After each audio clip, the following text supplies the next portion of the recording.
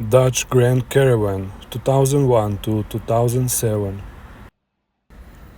To replace the dome light bulb, use a pry tool to remove the light.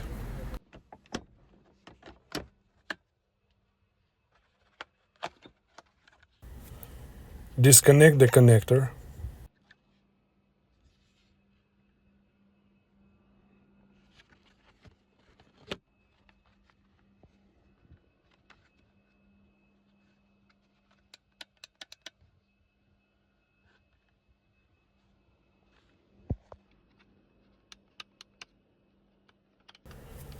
Just push the glass up to remove it.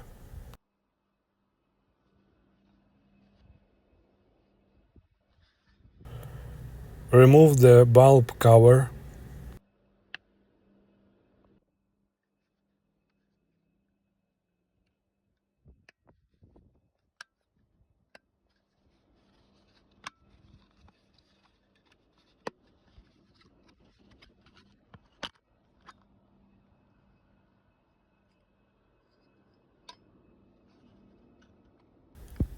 Now you can replace the bulb with a new one.